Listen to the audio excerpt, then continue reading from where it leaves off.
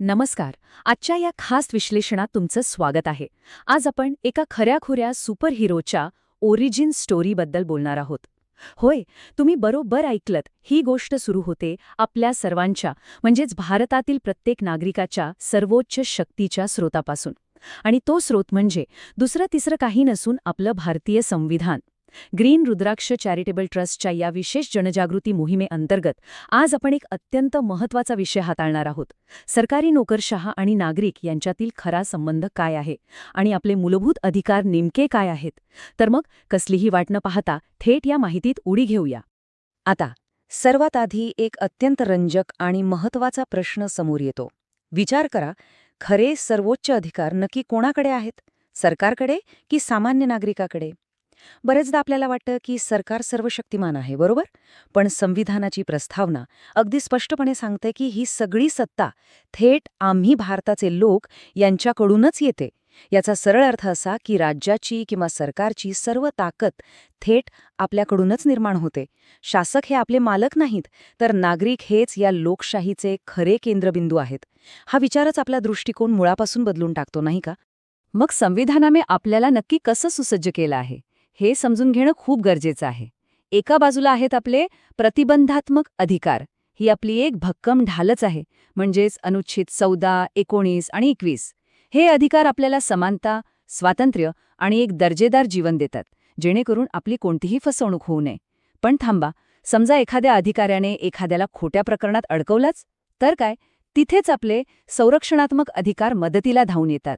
अनुच्छेद 20(2) आणि 20(3) आपल्याला एकाच गुन्ह्यासाठी दोनदा शिक्षा होण्यापासून वाचवतात आणि स्वतःविरुद्ध साक्षीदार बनण्याच्या सक्तीपासून एक अभेद्य चिलखत देतात, अगदी एखाद्या सुपरहिरोच्या आर्मरसारखं. आणि इथूनच आपल्या या कथेला एक जबरदस्त टर्निंग पॉइंट मिळतो. सर्वोच्च न्यायालयाने लखनौ विद्युत पुरवठा प्रकरणात जो निकाल दिला ना, तो सर्वशक्तिमान नोकरशहांचा भ्रम पूर्णपणे मोडून काढतो. कोर्टाने अगदी स्पष्ट शब्दात सांगितलं आहे की सरकारी कर्मचारी हे लोकसेवक आहेत, ते काही मालक किंवा प्रभू नाहीत. त्यांच्या कोणत्याही कृतीत नागरिकांचं कल्याण हेच सर्वोच्च ध्येय असलं पाहिजे. हा विचार खरंच खूप शक्तिशाली आहे, कारण इथे लोकसेवक विरुद्ध नागरिक हे समीकरण अगदी पारदर्शक होतं. म्हणजेच इथला सर्वात महत्त्वाचा मुद्दा असा की सरकारी अधिकारी हे कायदेशीररित्या आपली म्हणजेच जनतेची सेवा करण्यास बांधील आहेत. केंद्रीय नागरी सेवा नियम आणि महाराष्ट्र नागरी सेवा नियम अगदी स्पष्ट करतात की सरकारी अधिकाऱ्यांनी कर्तव्यनिष्ठ आणि प्रामाणिक राहिलंच पाहिजे आणि नागरिकांशी अत्यंत सभ्यपणे वागायला हवं. आणि हे फक्त कागदावर नाहीये हां. सेवा हक्क कायद्यानुसार प्रत्येक सरकारी सेवेसाठी एक निश्चित वेळ ठरवून दिली आहे. समजा एखाद्या अधिकाऱ्याने वेळेवर सेवा दिली नाही किंवा तुम्हाला कारण नसताना नकार दिला, तर त्यांना 5,000 रुपयांपर्यंतचा आर्थिक दंड होऊ शकतो. हे नक्कीच लक्षात ठेवण्यासारखं आहे. पण मग भ्रष्टाचाराचा किंवा अळवणुकीचा सामना कसा करायचा? इथे एंट्री होते एका भन्नाट गॅजेटची. माहितीचा अधिकार कायदा, म्हणजेच आपला RTI. हे एक असं शक्तिशाली अस्त्र आहे जे नोकरशाहीचे सगळे छुपे निर्णय आणि त्यांनी केलेला खर्च एकाच झटक्यात उघड करतं, आणि तेही पूर्णपणे पारदर्शकपणे.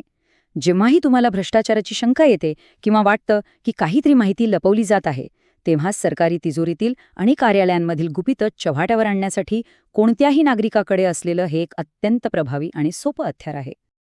आता प्रश्न असा पडतो की हे RTI गॅजेट प्रत्यक्ष वापरायचं कसं?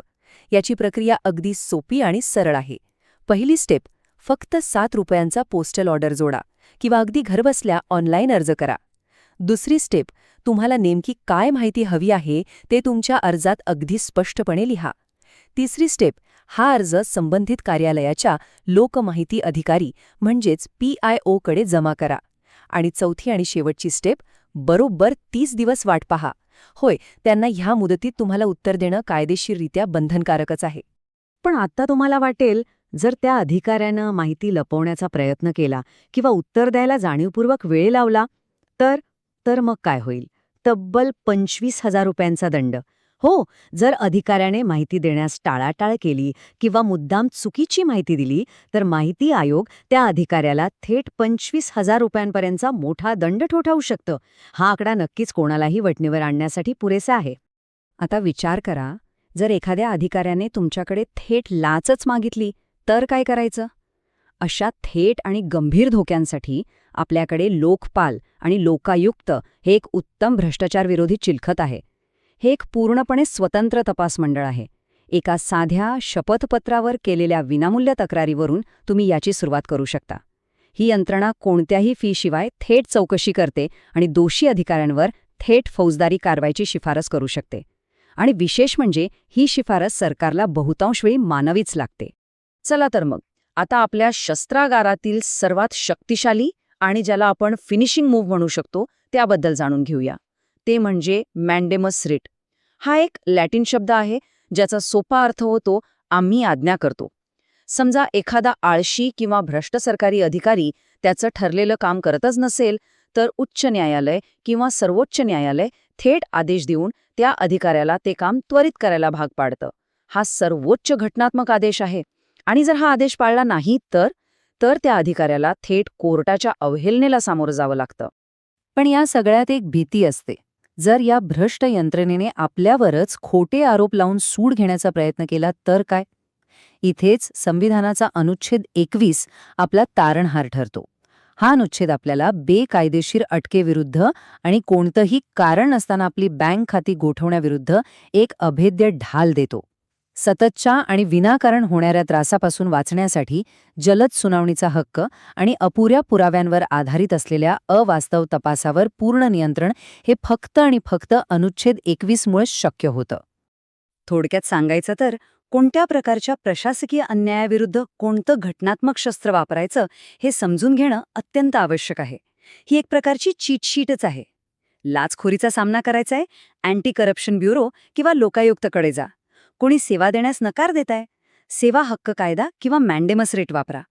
चुकीची माहिती किंवा विलंब होतोय, ग्राहक मंच आहे ना, बेकायदेशीर अटकेची भीती आहे, अनुच्छेद 21 किंवा हेबियस कॉर्पस रिट तुमचा बचाव करेल.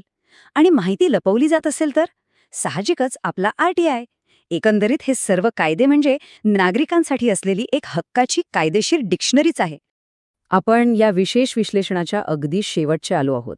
पण जाता जाता एक सर्वात मोठा आणि कळीचा प्रश्न उरतोच.